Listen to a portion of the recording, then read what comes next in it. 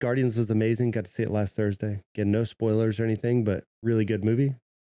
Yeah, I still have them downloaded on the phone, but I just haven't, had the time nor the time. Eventually, I'll get there. It's on the to watch list. We're talking about the newest Guardians. Guardians 3, which just hit theaters Yeah, this but no, weekend. but I downloaded 1 and 2 onto the phone to catch up before watching 3. Okay. The chat thought you meant you got number 3 downloaded from somebody's handycam watching Oh, it. no. Support the mouse. Ready when you are, man. As long as you're ready, I'm ready, and then we're all ready. We say, welcome. Welcome on in, everyone. For those who do not know, my name is Guest, also known as ItsGuestGaming. I am joined, as always, by my co-partner in crime, DefaultDan, here on the Snap Back podcast, where you snap and we snap back. Hello, Mr. DefaultDan. How you doing today, sir? Doing great, man. Doing great. Excited about where Snap is right now. And of course, we've got new stuff coming, and it's a good time right now. Yeah, I'm honestly, I'm very excited right now. This is the month we've been waiting for. It's been data mined for 2 months or so, and everyone has been waiting and saying, okay, the new cards are coming. We want to save till May. And forget that Stegron even happened. No, just wait for May. We're going to get here. And we're finally here. So now we have our first cards dropping, but we have a lot to talk about outside of just what is coming by the time this podcast releases. So there's a lot to factor in. Let's talk about a couple of things here. Okay. Tonight, I want to talk about the tournament scene. Of course, as always, we're going to throw in the Battle Arena tournament and the top 4 decks that took place over there. It was a nice shakeup from the past couple of tournaments. Very happy about that. Also, we are going to talk, of course, Iron Lad, who will be the new card coming to the game probably now by the time you're listening to this. I do want to retouch. I know it's been exhausted. I want to retouch a little bit on Galactus, just a tad. It'll be a short segment, I promise, because everybody's exhausted about talking about Galactus. However, we also have never really, you and I here, directly talked about it. We talked about it on Super Tech Gods podcast. And now it's like, okay, we're getting closer to OTAs. We're getting closer to actual patch changes. Let's kind of touch 1 or 2 things in there. But there's also OTAs coming in on Thursday. And then, of course, as I already have on screen, if you're watching on the YouTube side of things, we'll talk in detail about the DefaultDan deck of the week, because it is Monday, so it's his turn. Whew. Yep. Okay. So kick it off with tournaments. Yeah, so lots to talk about, but this weekend we had the tournament, which was Battle Arena Showdown. So if you guys don't know, pretty much 2 of the weekends each month, Battle Arena has their big tournament, which is about 128 people, I think is what it's capped at. And they usually fill that up each week. And then, of course, we have the Snap Fan Opens, one of the other weekends. So really, pretty much every weekend, you can find a big tournament each month. And so in this one, we had some good decks coming out of it. So one of the big things that I've enjoyed this last week or so from just in general of Snap is I feel like we're in a spot where most decks are viable. Previously to this, I feel like we always had a top deck, right? There was always the Thanos deck or the Shuri deck or whatever. But like this past week, after all these changes we've gotten, OTA changes we've gotten and things like that, we're starting to kind of see it be more of a free-for-all. And that's really what we saw in this tournament. So like you mentioned, we had 4 decks we're going to be looking at, but I'm curious from your side, Guess, like, what did you think about it so far? Just with seeing some of the decks, I know you got to look at a couple of them in the screenshots, but then also just how are you feeling about the meta right now? I feel like the meta is adjusting to the most meta card. And what I mean by that is I feel like the reason that the current meta is the current meta is because people are learning how to dance around Shang-Chi. We are no longer in this era of big, beefy Shuri cards. We are in this meta of get as many 5, 6, 7, 8 cards. And for those of you who started dancing, you're good people.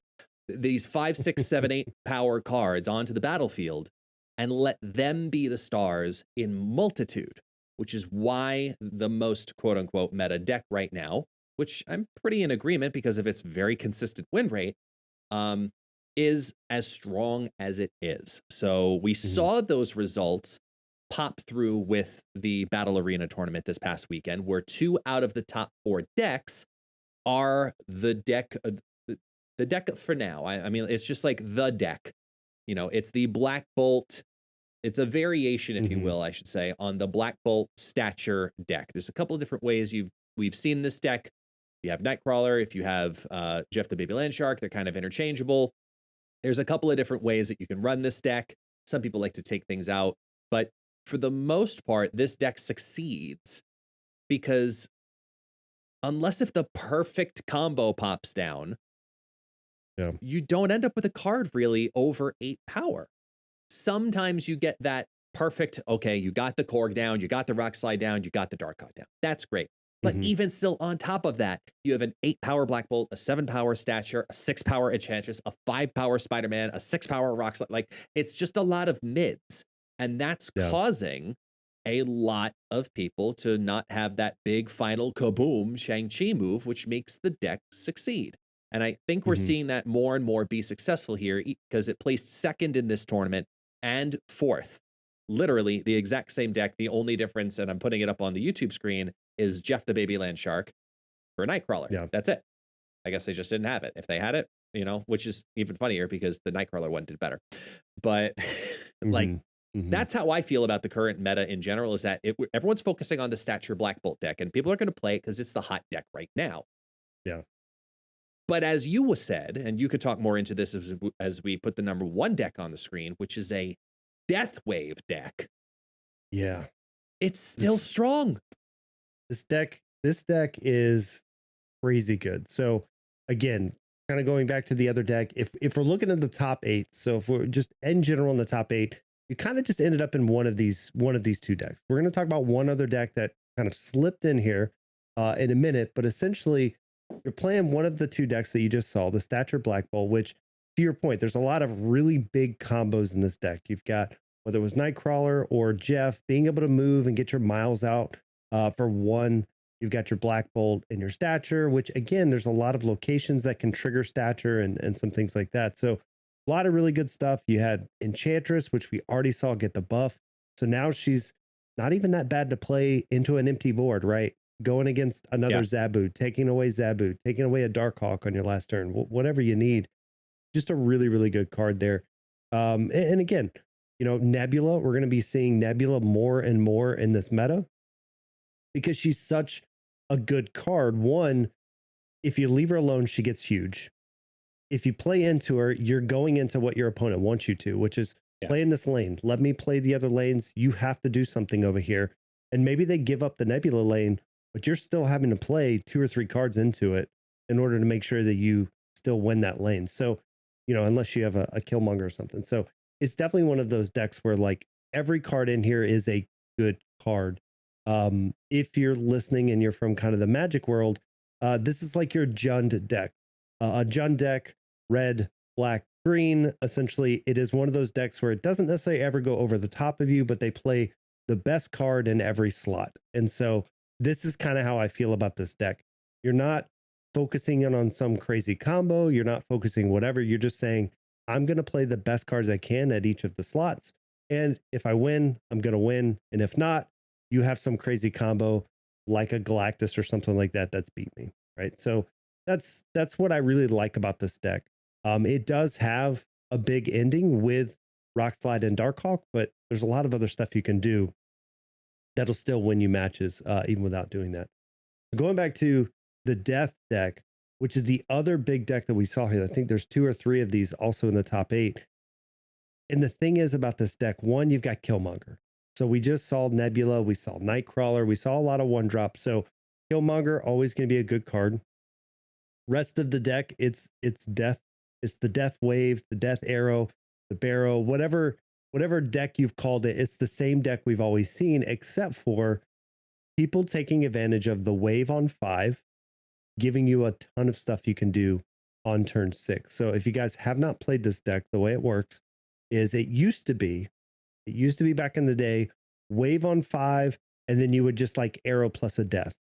But here's the thing with She-Hulk now, if you wave on 5, that means you save 2 energy, which brings your She-Hulk down to 2 on 6. Then you also get something like Doctor Doom at a 4 on 6. So now you're She-Hulk plus Doctor Doom. And if you've done your thing, which is, put your Bucky out there, got Carnage to eat your Bucky and all of that, which you would normally do in the Death Wave anyway, you can also drop a death. So if you think about, hey, turn 6, I'm going to drop a 9, 15 in Doctor Doom plus 12 in death. There's almost no deck that can stop that. And even if you have a Shang-Chi, that She-Hulk and that, death are going in 2 different lanes, plus Doom's putting 5 power spread out that Shang-Chi's not doing anything with. So it's just one of those things where like the deck is so strong. And I was actually playing a variation on this like 2 weeks ago, towards the end of last season. But I had leader in there, and being able to drop whether it's Doctor Doom or leader as that, leader plus death plus She-Hulk, like, yeah, decks can't keep up with it. And this is why this deck did end up as that top deck. And again, we saw a couple of them up in this top 8. But I'm curious, Guesstimate, have you tried these bombs with this deck yet? Because I know I passed this along to you a few weeks back, but I was just curious. So yeah, the deck itself for our audio listeners is Squirrel Girl, which is hard enough to say. Squirrel Girl, Yondu, Bucky Barnes, Carnage, Killmonger, Wave, Deathlock, Enchantress, Arrow, Doctor Doom, She-Hulk, Death. And you sent me over the leader version of this deck. I like that this deck has 4 different kill mechanics built into it. It has the Yondu, the Carnage, the Killmonger, and the Deathlock. I think getting that death down to getting 4 cards killed, which is all you technically need to get it down to a total of 1 on the final turn, is honestly, you need all of those mechanics in play. 4 cards is free, 3 cards is 1. Right. You're looking, 3 or 4 cards. Either way, you got to get it down that low. And I felt it was fun. I did win some games because of leader, not going to lie. So, I mean, there's a couple variations on it, but the core final mechanic of wave into She-Hulk and Death and something, whether it's Arrow, Doom, leader, insert powerful 6-drop here, right? That's a really, really wild final turn, no matter who you are. It's a really wild final turn. And it's one that I know I lose to, hate to say it, way too much on ladder. Mainly because I always mess up my count of how many cards have been destroyed. So that's just my own personal poor gameplay coming back to bite me in the butt. Before I go into deeper on this deck, I also want to give a shout out to Revis, who also made the top 4 with a deck that we shouldn't like just because it's not cool to like it right now. It's a Destroyer Galactus deck with Shuri and Taskmaster built into there, and no 1-drop. It's just Daredevil and Jeff at 2. And it's a pretty aggressive, just like Galactus deck. I'm not going to lie. It is a beast of a Galactus deck. I love the Nimrod mechanic, though. I'm not going to lie. I love the Nimrod mechanic on a Galactus deck because it should be that. It should be win on turn 6. It surprises me, but I like the lines in it. So if we're looking at this deck, again, like you mentioned, we've got Daredevil into Jeff, Electro, Wave, Shuri, Taskmaster, Nimrod, Doc Ock, Null, Galactus, Destroyer, Death. So a lot of common cards there, but there's a few cards we don't see, right? So right now, a big card that's running these Galactus decks is Spider-Man. So we don't have the whole Shuri on 3, Galactus on 4, Spider-Man on 5, which is what we've seen in a lot of matches. But I do like the fact that he does have some kind of tricky stuff in here. So one, you have that Nimrod, right? So Shuri and the Nimrod and the Galactus, definitely strong there. But you can also do things like Shuri into Doc Ock to make a 20 power, pull their stuff in there, and most likely whatever you pulled into that lane is not beating, 22 power. And then being able to Taskmaster on a different location because that one's already full. You've already won that. So I do like some of the choices Revis made here in the deck. It's really interesting just to see it all together. And again, people may look at this and say, well, why Jeff? Well, that's because with Electro, you can still play Jeff as a second card on a turn. You can get around that Electro, as well as, again, certain locations that are blocked off or something like that. Jeff can give you a steal if you're not going to Galactus. A lot of Yeah. stuff here that you can do. Even not doing Galactus and doing Destroyer when you have a pumped up Nimrod. Just a lot of little intricacies to the deck. So I like it. It's not the typical Galactus deck. It gives them a little Yeah. bit more, but it still has the whole Galactus into null death win, if it needs to. So Yeah, it's a really fun variation on the Shuri Taskmaster piece being added into a Galactus deck. And I'm not the biggest Galactus player in the world in general, and it's a hot topic in and of itself for all of the reasons, because let's be honest here. One of the biggest reasons that this deck does so well, these Galactus decks do so well, and these Death Wave decks do so well right now, is because of Wave. And Yeah. Wave is starting to come under the microscope by the community a little bit more so now because of it. People are really reading into her. And if you look in the Discord, the global Discord, there's a lot of conversation happening about Wave in particular, because the way that she's written and the way that she performs are very different. And we have gotten it confirmed, and I want to make sure that people understand this, that currently Wave at a 3/3 states that as an on reveal, next turn, cards in both players' hands cost 4. The way it works, if you have not seen it before, is that it immediately turns your cards into that 4 cost the second that it reveals.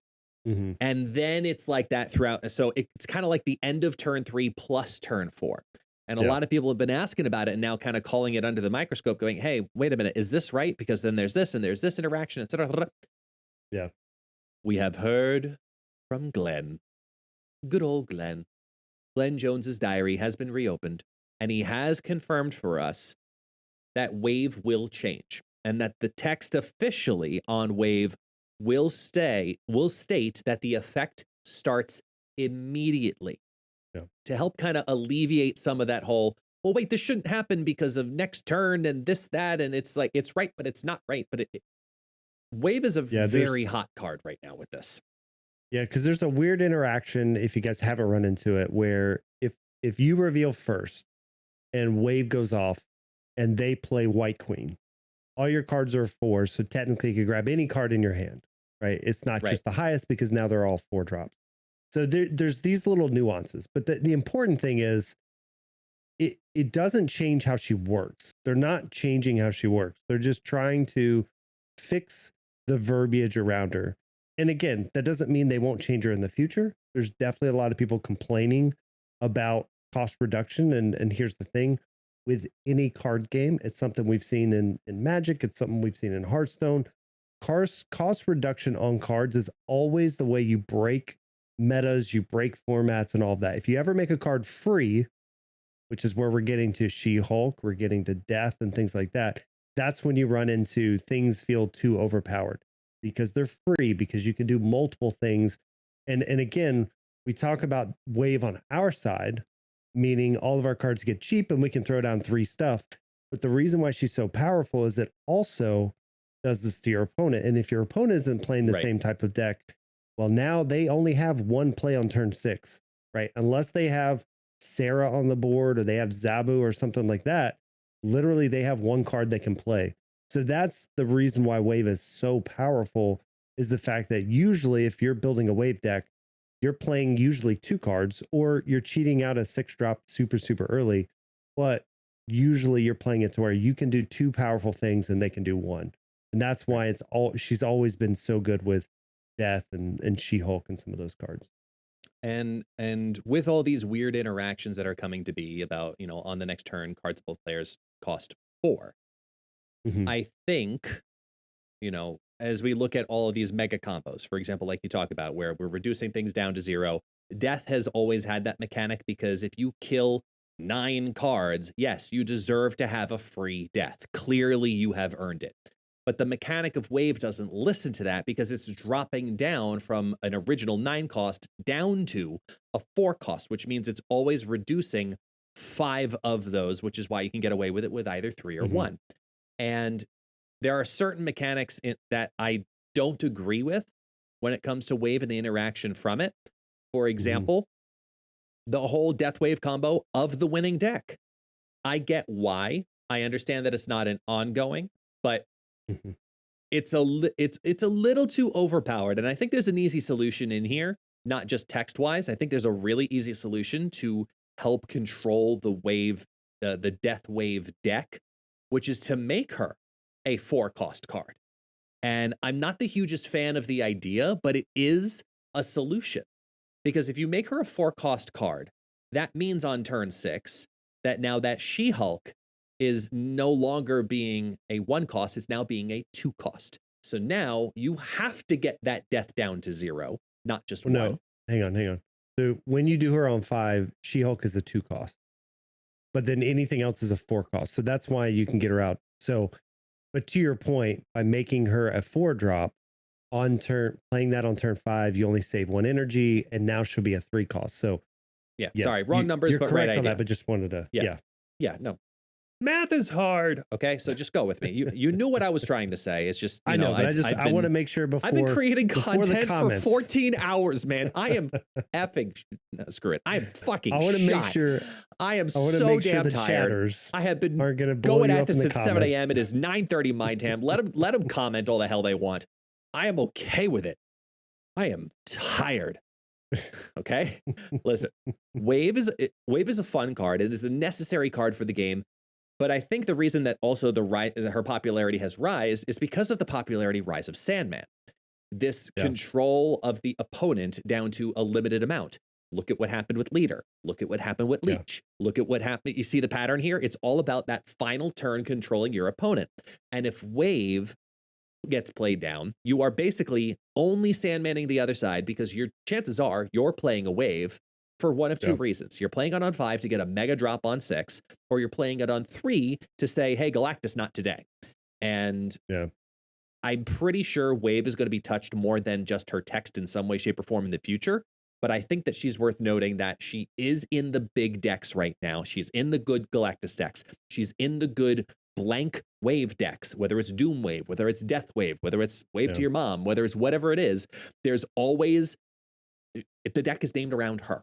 And it can still be a good deck, but it might be a deck that needs to be put into check very soon. So just keep an eye on it. Keep an eye on it. I don't think it'll need to be put into check yet. Not yet. Not with the new cards coming out. I don't think I don't see too much issue with that. Maybe with Abomination, but we'll get to that. But I don't know. Any other further comments on Wave? No, I mean, I think to your point, I could see her getting a touch at some point, maybe going up to a 4-drop just to slow down some of the big 6-drops, like Galactus you mentioned. You know, the only thing you have to that like seems kind of weird though, if you put her up at a 4, you have to remember Zabu just fixes that anyway. The other thing that's fine. That's completely fine though. Because now you're making another card be dependent on it. You need to pull the mechanic out to make it all work. That's the point of doing those cost additions from 3 to 4. Yeah. I think the biggest thing though is, you know, I'm not sold on it only because changing her to a 4 only stops She-Hulk. So it's still, again, we still have the Death Wave stuff. We still have Wave plus another big drop, or Death plus another big drop. But I get it. It does take away the three card drops on 6. It does take away and stop the Hulk plus, or the She-Hulk plus Doom type play. You still, so it'll be interesting to see how they touch them. So, or touch her specifically around that. It is an interesting way to look at it though, putting her up to a 4 and kind of, and even again, it's an OTA, right? 1 week they can try it, 2 weeks later they can change it back, right? So there's these kind of things that are great with the OTAs to where they can do some of those tweaks. So yeah, I'm interested to see. I would agree with you. Whenever you make a card free is always something to be looking at, and this is definitely one of those. You know, we'll just have to see. Yeah, we're gonna have to see. We're gonna write it out together. All right, moving on. We have a new shiny toy from the time of us recording this, just a few hours. By the time you're hearing it, should be here. Iron Lad, which I put out my video today on decks I've been theorizing about it, and I specifically made it a conscious choice to not put out a Darkhawk deck into this world because y'all know it's coming. It's already out there. It's already exactly. It's already out there. Like, it is so not original.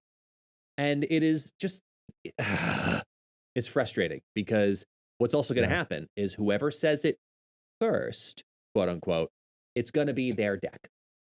You know, it's going to be the Darkhawk and Rock and Dino, Binks, Cozy, Hoogland, Dexter, Molt version hybrid deck thing.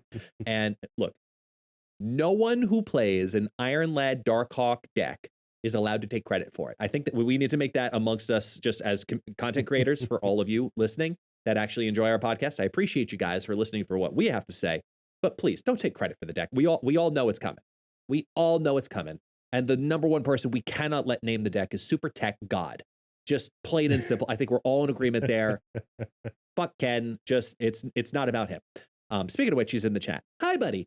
Love you, man. Thanks so much for watching on the live broadcast. Appreciate you. But the thing is, like you're saying, right? It's one of those things where it's the most obvious deck to put him in. It's because of the fact that you have text-based cards that are good. So whether you hit a Dino and now you have a 4-drop Dino and you're drawing your 5-drop Dino, or you hit your Darkhawk, the only card you'd have to be aware of is like a Mystique potentially. So again, later in another week when we get Howard the Duck, maybe that helps with that. But I mean, that deck is full of great text cards, and so it's an obvious ad. But 100%. To your point, there's definitely gonna be some good and fun decks with Iron Lad, especially when we get Howard the Duck and you can see what he's going to be turning into. Out there. So. When any on reveal that says it can copy the text of your deck's top card and not just like on reveal only or ongoing only, like literally anything it says is a huge deal because it's such a strong card. It's such a strong stat line of 4/6 that if you build a deck where, minus obviously Iron Lad, you have 11 more cards. If 9 of those cards have positive effects that he can take, he's worth it in your deck. And he's already at what we'll call the good cards 4/6 stat line. So he's just a really strong tech card. He's not even tech really. He's just a really strong everything card. And what I love about him is that he, for the first time, now that we're like within 24, 48 hours away, as more and more people are talking about Iron Lad and more people are getting excited about him, we're seeing a really interesting conversation start to happen. I got it today on Twitch. I've gotten it in my YouTube comments already today. People are already asking when it comes to Iron Lad, what should I do? Should I go Iron Lad or should I wait and go for High Evolutionary, which is the confirmed big bad? As of last week, we had that confirmed. So do you go with Iron Lad if you have 6,000 tokens and only 6,000 tokens? Because I will agree, I don't think you should go for Howard the Duck over either of them. And honestly, I don't think you should go for a Living Tribunal over either of them right now. I'm still not seeing it versus these two. So it really comes down to High Evolutionary. Did I hear that right? Yes, I didn't say I'm not getting him. I didn't say I'm not getting him. I didn't say I'm not getting him. I said that when it comes to Iron Lad versus Howard the Duck, put the 4 of them up to each other. Howard the Duck is probably the last one I would recommend getting, even though I think in tournaments he's going to be OP. I really think he's going to be an incredibly strong card there. Living Tribunal is going to be a fun niche card. I'm really hoping to make him like incredibly work for all of the reasons, but then that brings us to the big bad or Iron Lad. If you have 6,000 tokens, which are you buying and why? Yeah, so here's the thing. If I'm a player that is a grinder, if I'm a grinder and I love Darkhawk decks, I'm going Iron Lad 100%. Because I think if you're a grinder, he's a good grinder card. You're going to build a deck that this card loves every card in your deck, right? Right. If you're somebody who is looking for the next potential meta, somebody who wants to play a different style of snap, right? Which is what the big bads give us. I think that the high Evo is your better pick because here's the way I look at it. I think high Evo and the way he interacts with the decks, so we know the cards he changes. Again, if you guys don't know high Evo, essentially when you start the game, he's going to give all of your cards without text.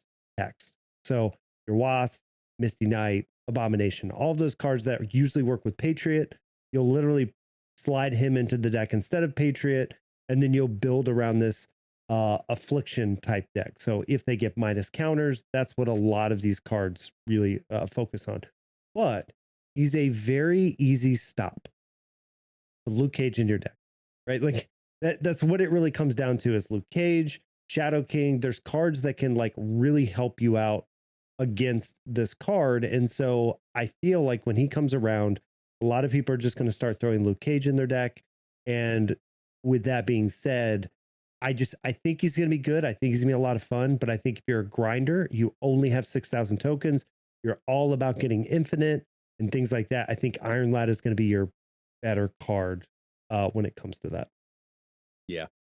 And because I haven't known what to say when it comes to this topic myself. And I've been literally trying to think about it going into this podcast. And you broke it down, really nicely in the sense of it depends on what your goal is in the game. If you're a ladder climber or you're someone that's trying to make infinite for the first time, Iron Lad is going to boost up so many of the currently existing decks in the game versus High Evolutionary, which is creating multiple new archetypes. Mm-hmm. We haven't even mentioned the fact that Kitty Pryde is coming back to everybody. That's its own podcast conversation. We'll get to that next week. But the fact that Iron Lad can be plugged into any deck, literally, in my opinion, practically any deck and do well means that it's versatile enough that as a Swiss Army knife, you want to have this in your repertoire. You want to know that you can build a deck and say, okay, I need a good stat line that's going to reinforce what this deck already does. And a lot of people will reflexively go, boom, Iron Lad. That's going to be a good solid card. I've got a Zabu in here. I've got this in here. I got I've got ongoings. I got this. I got that. It's got a lot of cool things to it. And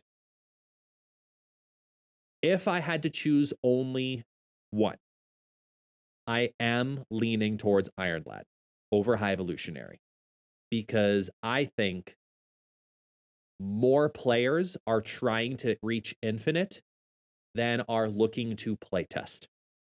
Yeah. And there are, even though in my opinion, I think High Evolutionary is the more fun card because of all of the different new archetypes that are going to emerge simultaneously because of his existence and the changes to all of these new cards, these currently existing cards. I still think that Iron Lad is that, you know what, let me plug this in here and ramp up that one more, like you said, one more dino, one more beast, one more this to make every deck just a little bit better because you have an extra reinforcement to it. Yeah, and he's a 4/6, and to your point, he's a 4-drop, so Zabu's good with him. Yep. And if you look at any of those cards that get boosted after the fact, so you mentioned ongoing, right? So, I mean, even him hitting a Mojo or him hitting an Ant-Man to get +3 power on top of that, so now he's a 4/9. Like, there's a lot of good cards that he can just accidentally hit and be really good, which, I mean, it makes sense to me. Like he's a really, really good card. And I don't know if you know this about Marvel lore, but I'll put this out here if you don't. And if chat doesn't, or if you're listening to this, Iron Lad is a Kang variant. And so this kind of also goes into that like Kang of the card, right? We can see the future. We can see what's coming next.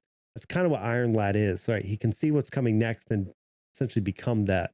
And so I think it's also a cool kind of a nod to, who he is in the comics and the fact that he can kind of do that by predicting what's in the future and becoming better than that, essentially. My God, he's going to copy Kang. I've already said that, man. We said that. I think we were on Ken's thing. So like, Kang and I then know. turn around and do absorbing Like man.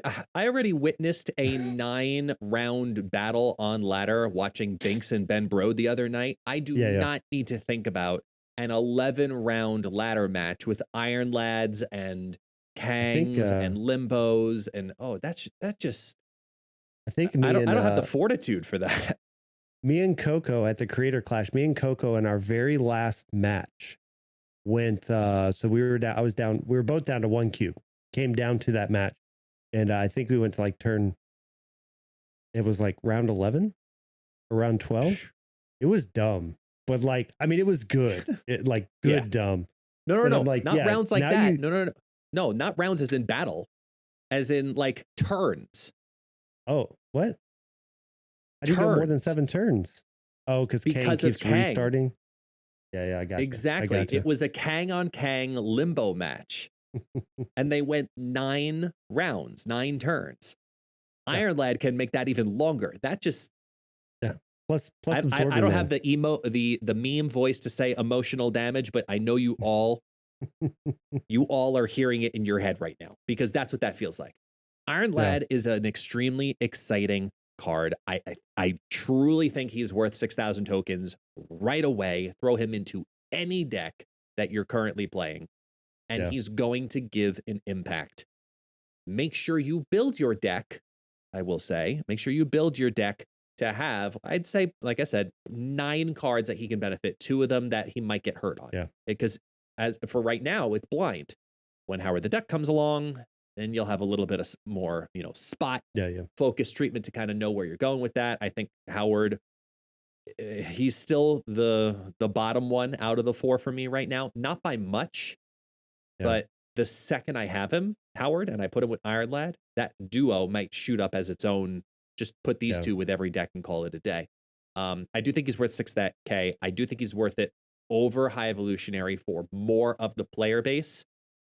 I know I'm going to be testing both. I'm pretty sure you are as well.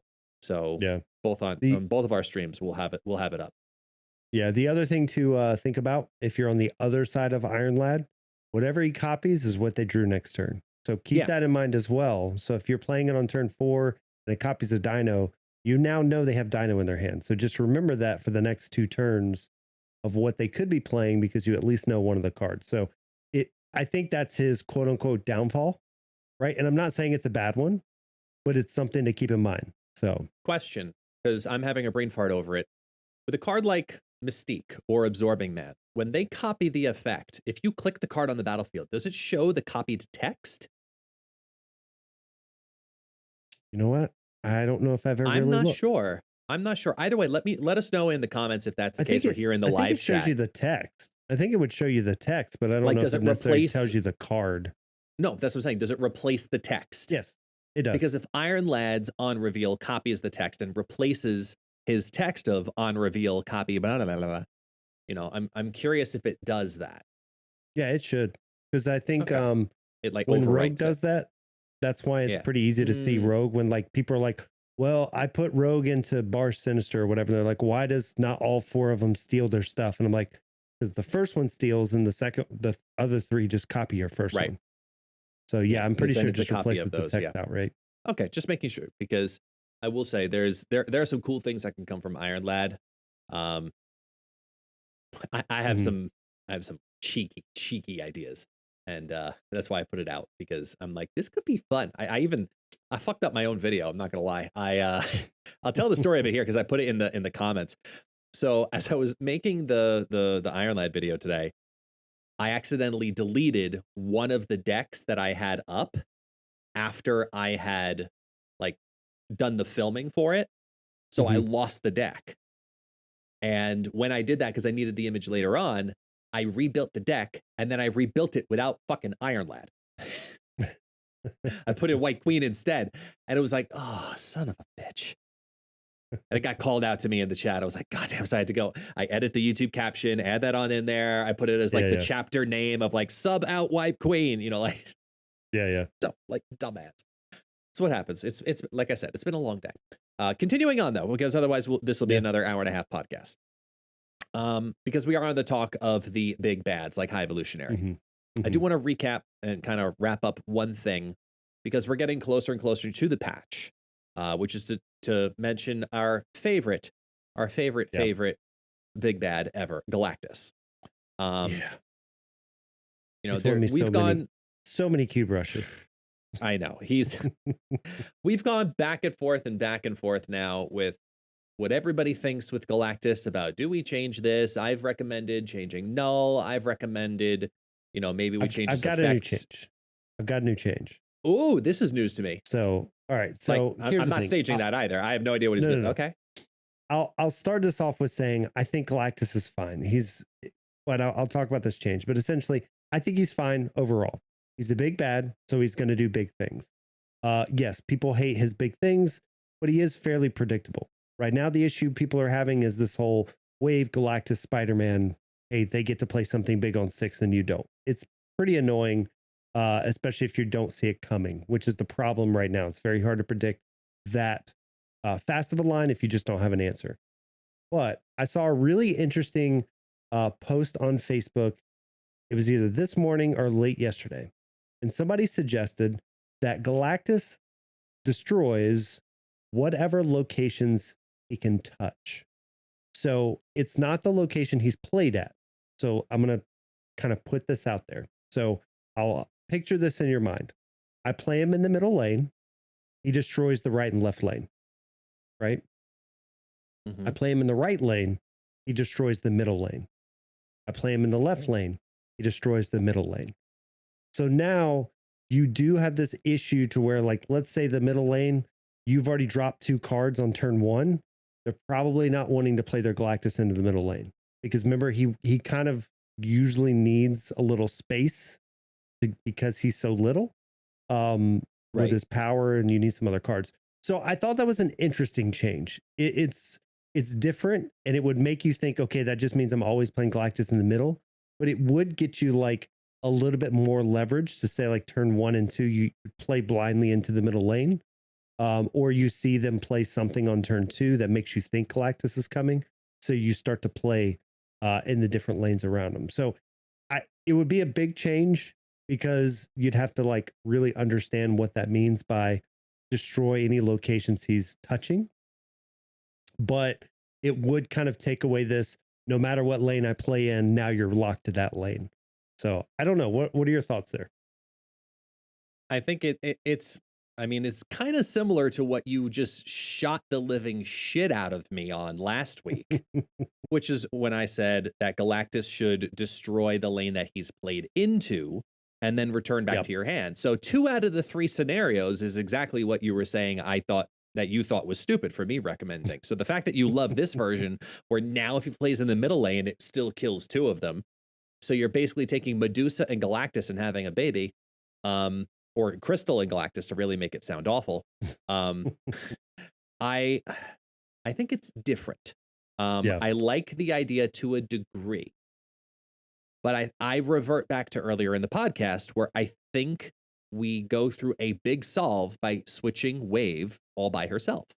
I think by putting Wave into that 4 cost, you remove the strategy of the almost remove the strategy of Wave into Galactus into Spider-Man, which is one of the, if there's any way to lose to Galactus, you don't want that.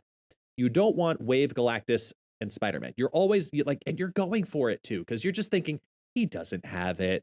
He doesn't have the Spider-Man. He's going to Doc Ock.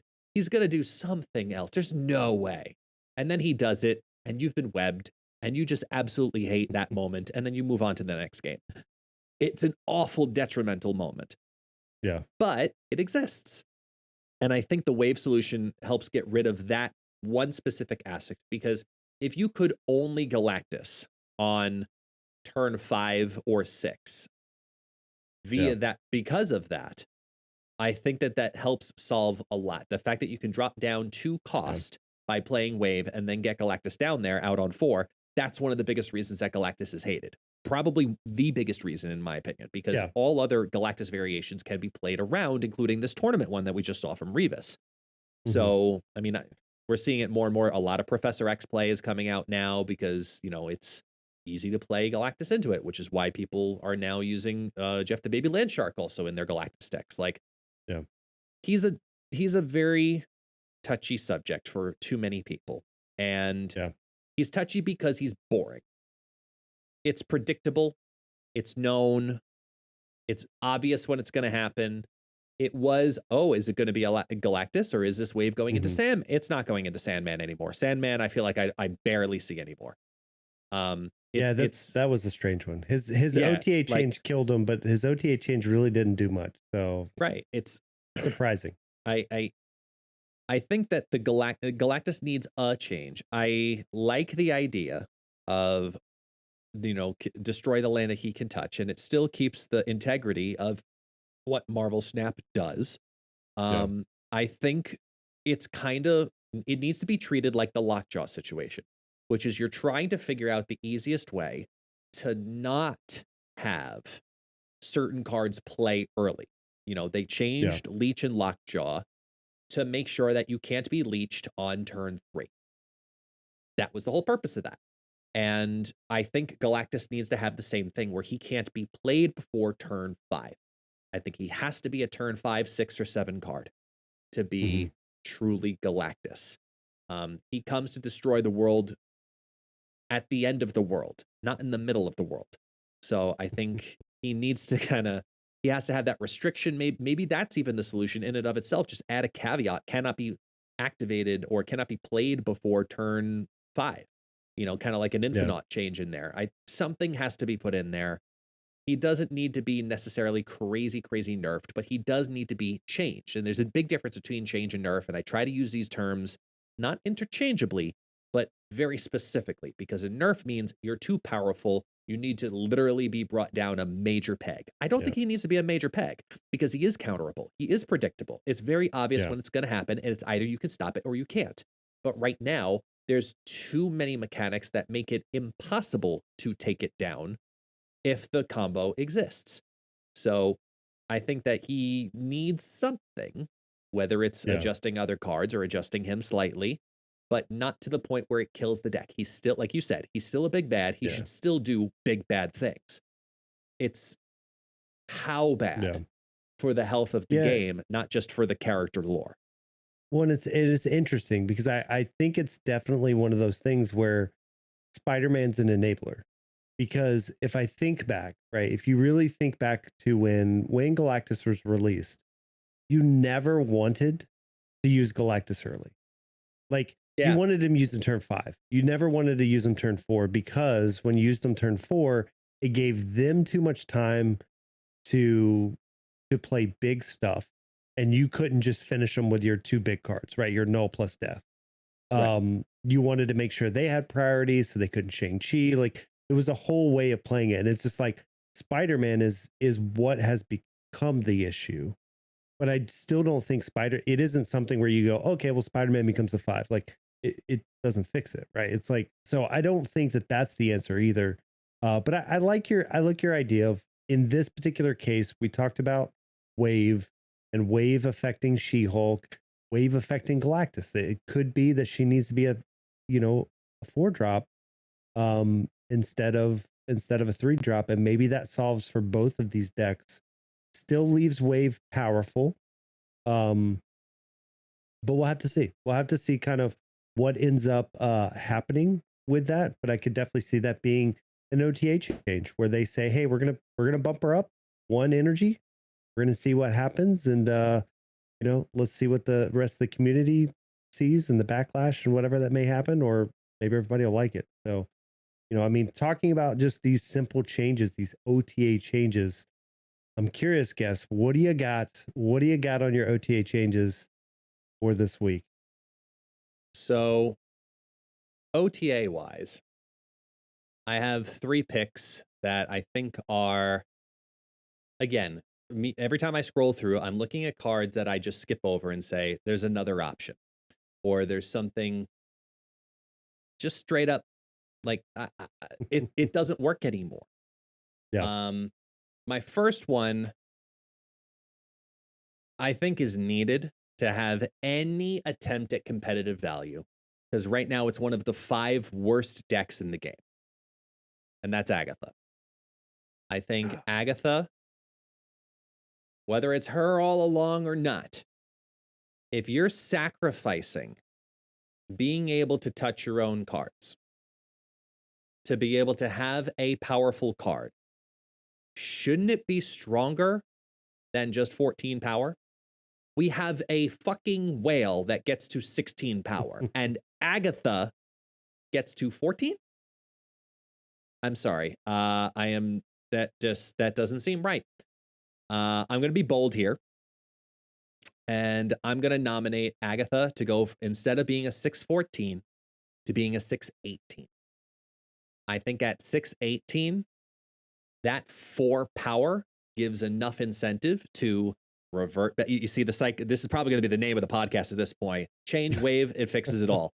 If you play wave in an Agatha deck, which we saw in the Snap.fan tournament on Wednesday night last week, imagine a 4-drop wave into a Agatha playing herself on 5, only the last turn now. Like that now to me seems like a deck that I could actually make happen and play pretty well. I am pretty sure Agatha needs to just get a little bit more play love. Not a lot.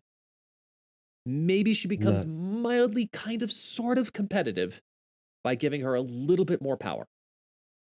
I don't know. I worry about Agatha because I agree with you. She's hard to play, but there are a lot of decks that are made to work with Agatha. So right now, and again, we didn't see both of the cards with her, but normally you run your 1-drop Quicksilver, your 2-drop Domino, your 3 drops are usually Sif and Wave. So both of those will get rid of Agatha out of your hand. And then your turn 4, you run something like Ghost Rider. Or you run, whatever big cards you're looking for after that, because Agatha's going to play herself on 4. So, exactly. I mean, like, fix wave, fix it all. Telling you, fix wave, fix it all. If you can pull the Lady Sif combo, you deserve it. If you play the Lady Sif combo, you get the Lady Sif by turn 3. You have a 50% chance based on card draws.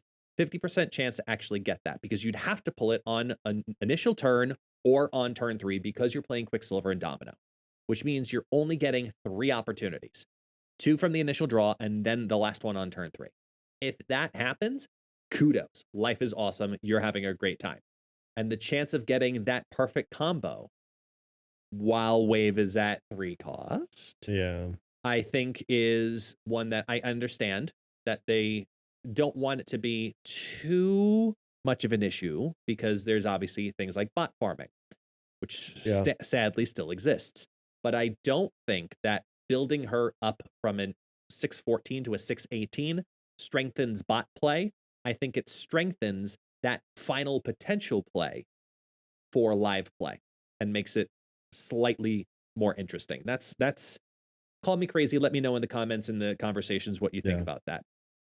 Next up is one that, because I've been playing Rescue recently a little bit more so, I noticed myself constantly skipping over Jessica Jones again, because she was a very strong and relevant card.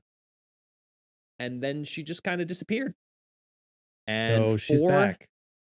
She's back. 4-8 isn't doing it anymore. I do think she needs to go to 4-9. I think she needs to be a 4-5 base with the +4 power. Ugh, you're making her too strong, man.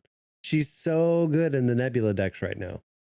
Yes. Like, you literally just Storm plus Jessica Jones, you win the location. You Nebula plus Jessica Jones, you win that location.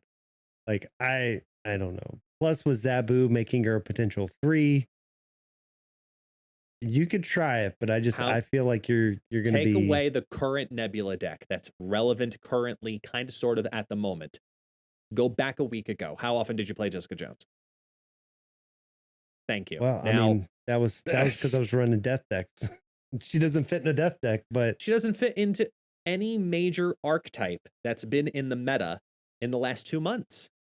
And she used to be in a lockout style deck formation. Nebula gives her a little bit of life, but she doesn't have enough life yet. There are too many cards that have come to the game that are at these 4-9 and higher stat lines.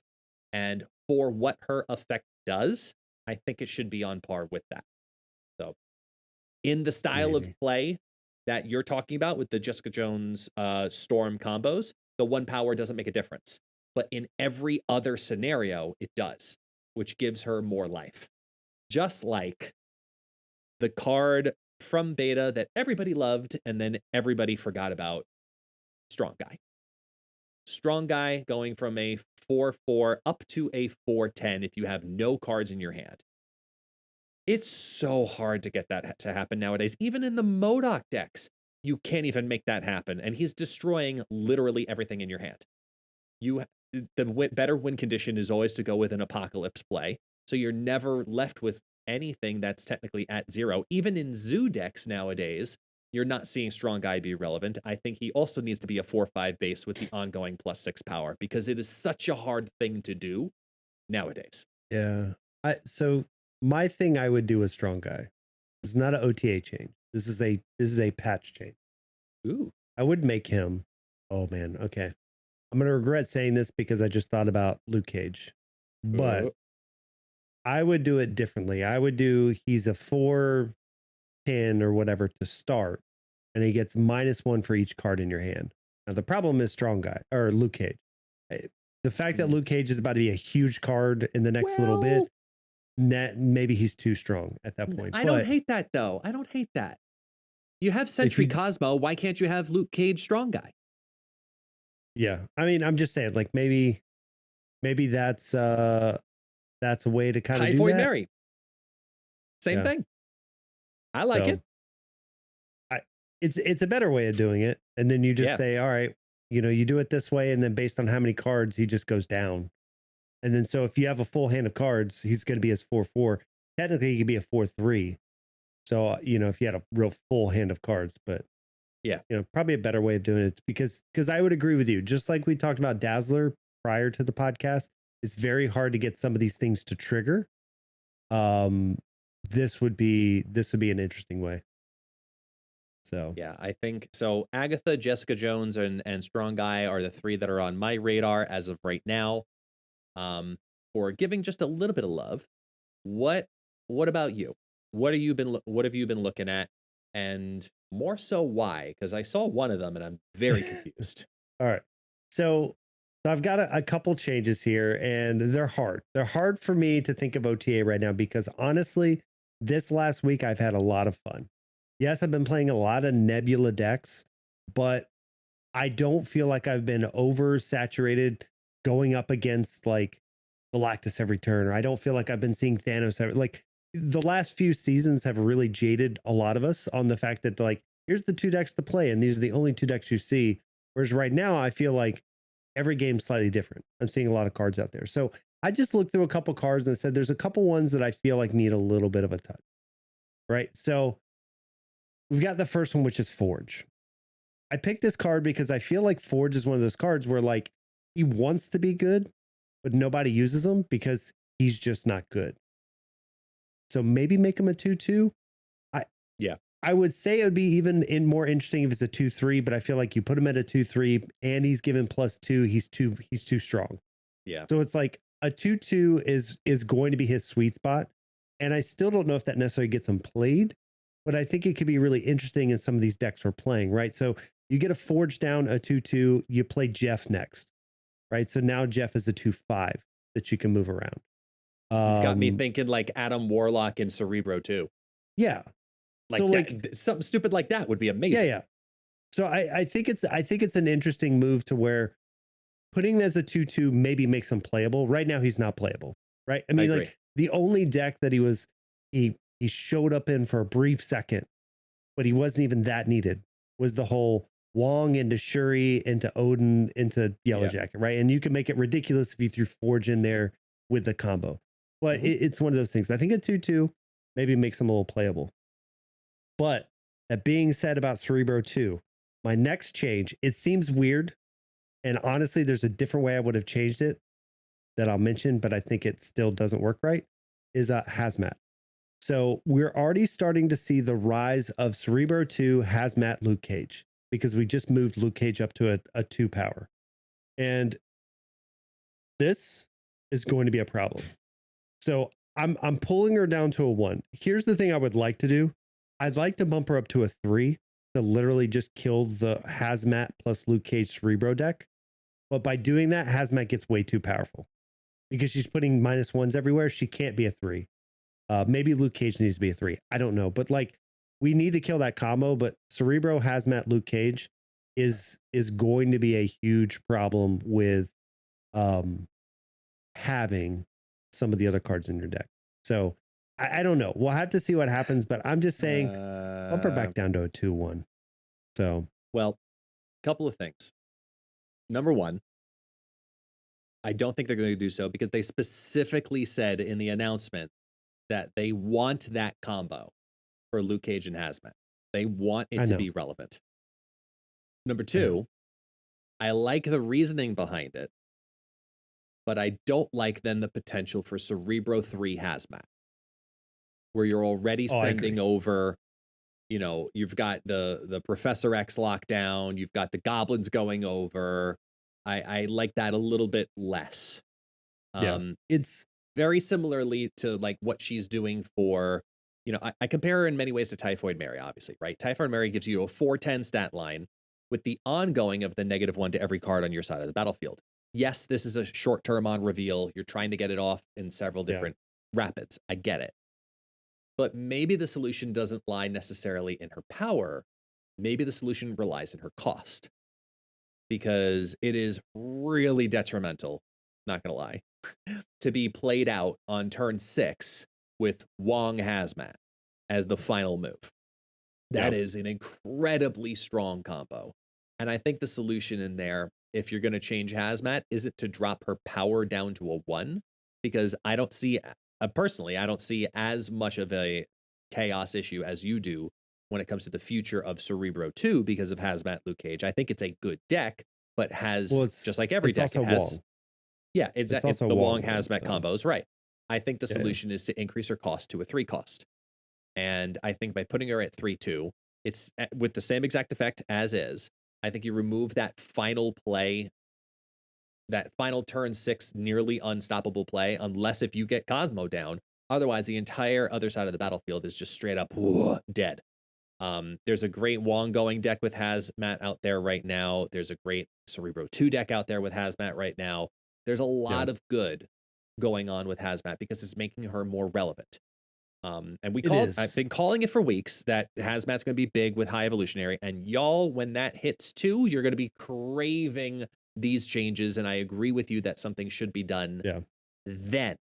I don't know if it's this week, but I think that Hazmat does get re-looked at come the end of the month because of High Evolutionary and how everyone and their sister is going to be playing a Hazmat High Evolutionary combo, and every single person needs to have Luke Cage in some way, shape, or form in their deck that they bring to the game starting 2 weeks from now.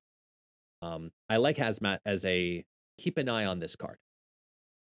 Yeah, it's just right now it's one of those things where I'm just trying to pick through some cards that I feel like need to be tweaked. And so definitely Hazmat's on there. And then the last one, I don't know if this is like the best move, but Polaris right now is a 3/5. So I'd bump her down to a 3/4. The reason being, right now, there really isn't much of a downside to her. So if you think of a 3/5, a 3/5 is one of the high ends of a 3-drop, right? Yeah. Not Maximus. Outside of Maximus, Polaris is one of the best 3-drops coming down. The movement of cards with the rise of Nebula, even Kitty Pryde and some of that going on, like, it's not really a downside. You are doing something you want to, right? So again, I think it's just a 3/4. It's just a tiny tweak there to make it a little more even when you pull something over to that position. But right this second, with Polaris getting so much of a control play going up, and the fact that she's doing what you want to. So if you also don't know how Polaris works, when she pulls Nebula, that counts as stopping Nebula from going up. So because technically now she's in the same spot, Polaris was played in that spot, so she doesn't go up. So again, I'm not saying it's really needed. I'm just saying if I'm looking at OTA changes, this would be something I kind of look at of being a card that's being played a lot right now. And I think 3/5 is always right on that line of maybe not too strong, but maybe. needs to be a little tweak to see what happens. Yeah. Just because it's becoming a very powerful play right now. So Yeah, the interaction specifically with Nebula, I don't agree with. I don't think that Nebula should be blocked because Nebula did not have at the play of that turn, Polaris was not played into Nebula's lane. So that interaction where Nebula doesn't get the +2 because Polaris dragged over Nebula into that lane, I don't think yeah, that that should block it. it Which I depends. think It depends is a on part of it. it depends on how. So like again, it's one of those like weird rule things. And again, coming from Magic and stuff like that, technically that's how it should work. Only because some of the cards and people make the argument of like Rescue and Jessica Jones and stuff like that when they move positions and it's Mhm. still looking at the previous location, and that's because on reveal it locks in that location, whereas Nebula's not on reveal. It's at end of turn. You essentially look at what goes on. So at end of turn, Mhm. it procs her ability. Her ability is at that location. It says, "Oh, something was Right. played here." So yes, That's it is fair. a That's little fair. different, but so I could see it either way, right? Like technically, rule mongering or whatever, like with Magic, it Yeah, yeah. works the way it should work. But I get what you could say, and I could also see if it worked that way, it wouldn't be something I complain about. So I guess a lot of people, and they're talking about it in the chat here on Twitch yeah, as well, is every 3-drop we're always looking at right now. You know, we're looking at yeah, Groot, we're looking at Polaris, we're looking at Maximus. I've talked about Maximus, how I want him dropped down to a 3/6. So you're talking about dropping Polaris possibly down to a 3/4, you know, because the Surfer deck is always going to be thought about every time you talk about a 3-drop. And yeah, it does that kill the card? Does that kill the deck if you start taking off 1 power here, 1 power here, etc.?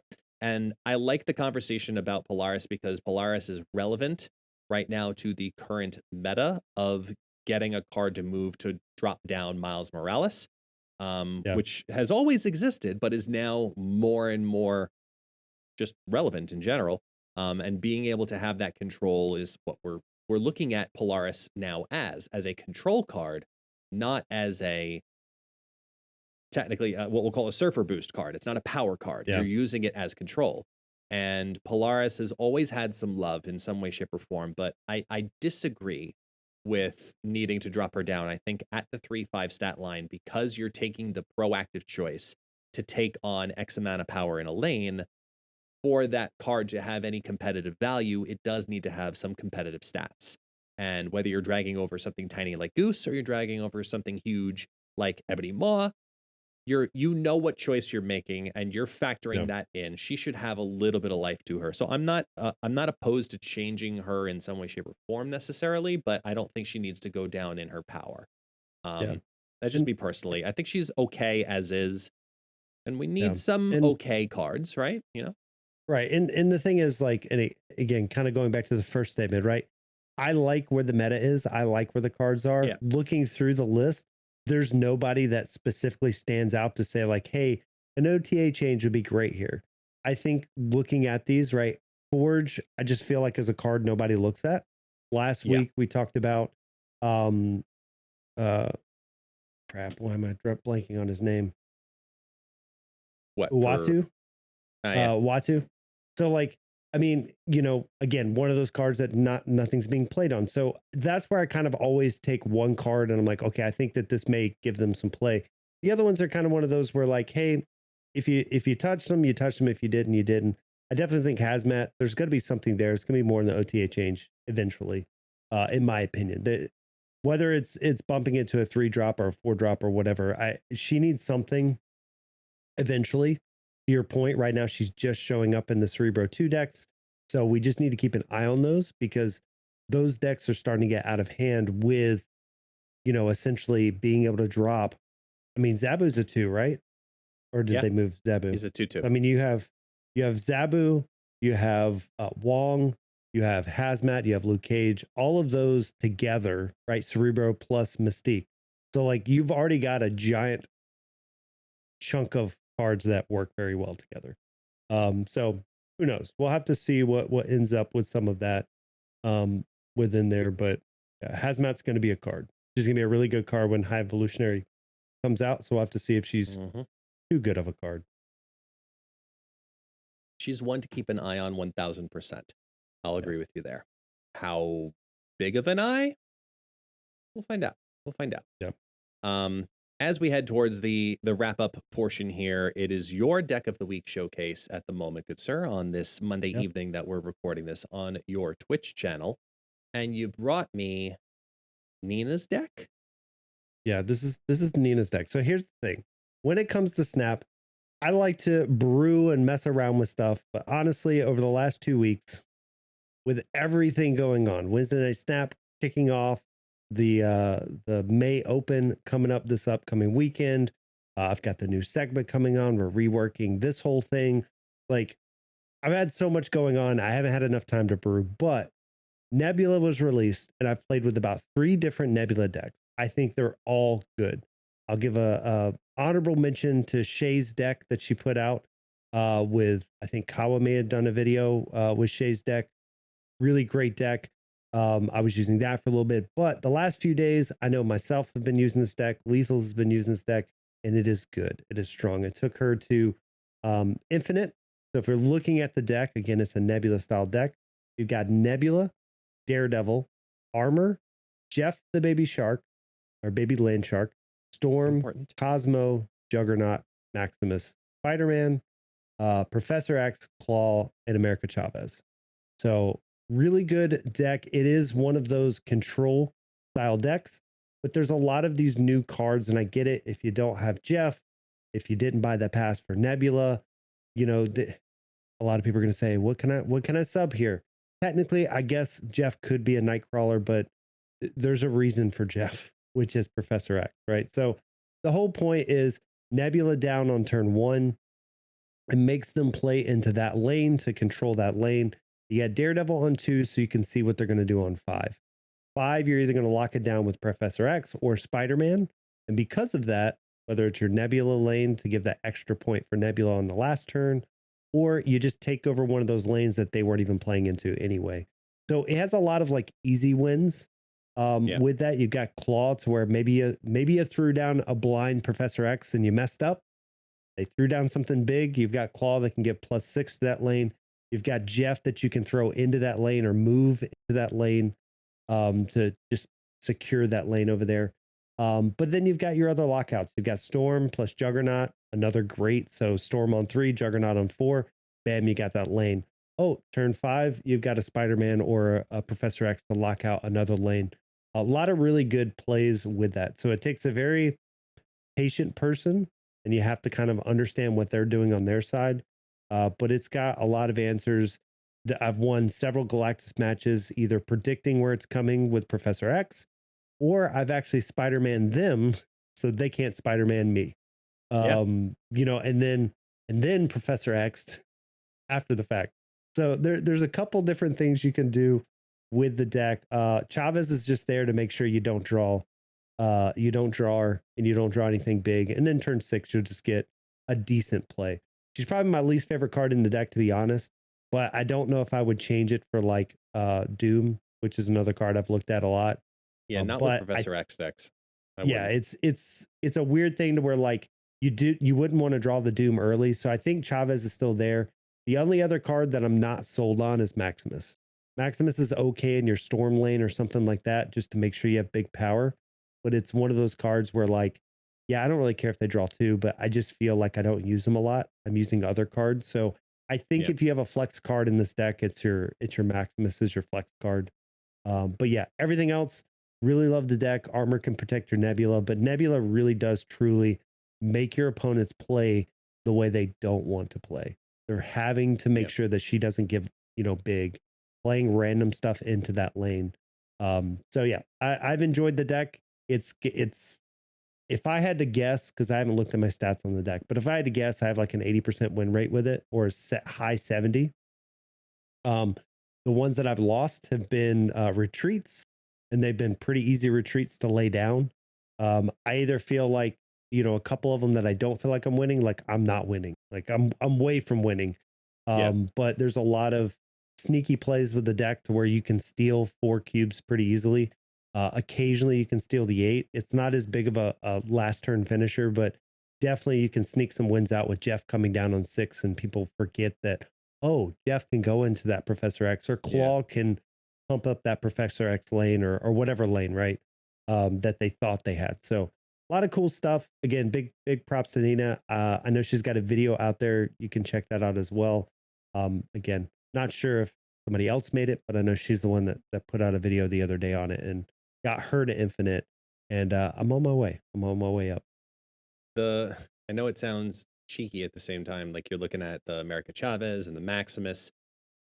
I'm for some reason really wanting to either throw in either Ronin or Sentry in Mhm. either of those replacements, because you've got the Cosmo block where you can hold back the Sentry, or you can lock down that lane with Professor X, so Yeah. that way you can't have the Void drop into it that way either. Ronin is a secret backdoor play that can also give you some forecasting with Daredevil, because you're locking down these lanes with Storm and Professor X, they're going to have more cards in their hand and less cards on the Yeah. battlefield without needing to play Black Widow or Master Mold or Korg or all of these other cards that are going to clog your hand.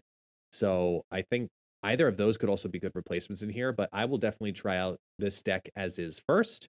Yeah. But who knows? You know what? Maybe the answer is Iron Lad. Maybe we just throw Iron Lad in here and just y'all have a good time. That could be the hope. Good text on all these cards. There's good text on every single one of these. That's what I was thinking. I'm like, oh. What about a 4/6 Jeff? A 4/6 Jeff, the baby land shark. He'd be moving around the battlefield. My name is Jeff. Like, it'd be amazing. We'll get a 4/6 Jeff to happen on stream, 100%. But I like the deck. This is a lot of fun. Default Dan, this is your opportunity to let the people know what's going on Wednesday, and where else can we find you? Absolutely. So one of the places you can find me is the snap.fan Twitch. So twitch.tv/snap.fan, all spelled out. So DOT. But we hang out over there on Wednesdays. Wednesdays, we have Wednesday night snap. So if you like to play in tournaments, but you don't have 8 or 9 hours to play in them, or you're a little less competitive, that's what we're seeing Wednesday being. We're paying out to anybody with 4 wins and 3 wins. And the best part, it's only 4 rounds. So come out, play a little bit, have some fun. We're seeing some fun decks that people are running. We've got, I think, as of now, $100 prize pool that we're just splitting up. We're splitting up between the 4 wins and the 3 wins, giving that out. So it's just a lot of fun. And then this upcoming Saturday, we have the month open. So every month we have a big open for snap.fan. So the May open is going to be this Saturday. It starts at 12 p.m. Eastern. So make sure if you're interested, I'm sure there'll be linked down below and all of that. There is a sign up page. Make sure you get signed up. Now that's more competitive. So 8 rounds of Swiss. So be prepared. Many hours. It's probably about 6 hours, I think, of Swiss rounds. After those 8 rounds, whoever has the top scores will go into top 8. So just be prepared for a lot of gameplay that day. It's a lot of fun. If you want to just check it out and watch it, we'll be streaming it live over on the snap.fan Twitch all day. We got a bunch of awesome casters coming in and out throughout the day. Got to have a ton of fun there. And then again, prize pool on that one, $600. So big prize pool coming out for top 8 being split between the top 8 people, as well as things like free snap.fan premium to the top 8 players, as well as we've got some cool stuff going on over there with the payout, but also, I don't know why I'm drawing a blank right now, but you can do this. I believe in you. With the invitation, there we go. The invitation to the Worlds. So top 4 people will also get a invitation to the World Championships. This is going to be happening probably 1st of January. So each of those months, we got people coming from that. We got people coming from Battle Arena Showdown. We got people coming from the Snap Clash battles. So a lot of fun. And we're going to see the best of the best competing in that tournament. So I think there's going to be 128 people invited to that one. So your only way to get into that one is win one of these tournaments, or again, stay tuned. There'll be some more information soon on that as well. But yeah, just having some fun there. Outside of that, you can find me here on Twitch. So twitch.tv/DefaultDan, as well as youtube.com/DefaultDan. So a lot of great content. Again, Monday nights we hang out here. We got a new segment kicking off next week, and we get the live Snapback podcast where we do that here as well. So, man, so much going on, but so much fun. Loving it, man. Loving it. Yeah, I can't wait for the new layout for the Snap back podcasts that we're going to be rolling out over the next few weeks. So stay tuned for that, whether you're on the video or you're on the audio side. It will be a slightly new format. All good things, just catering to the wonderful short attention spans of all of us, including ourselves and our viewers and our listeners all at the same time. But if you have not figured out who I am by now, my name is Guest, also known as ItsGuestGaming. You can find me live streaming on Twitch, typically around 4 days a week, making YouTube content, Twitter posts, Discord posts, all the fun on all of the socials, all at the same name. It's Guest Gaming. Links will be in the descriptions down below. I'm giving you the warning now, DefaultDan, get ready. This is the Snap Back Podcast. Thank you so much for listening, everyone, because here is where you snap and we snap back. Thank you so much. Have a wonderful rest of your day. We'll see y'all later. Ooh, we switched to see y'all later. It's no longer take it. Better? Are we not allowed to take it easy anymore? I don't know. You can't take it easy. You just got to see you later. We just have to see it. You have to have a hard time, and then you can come back. No longer taking it easy. Yeah, you gotta grind it out. Grind out that infinite. Now grind it out. Now grind it out. Now grind it out.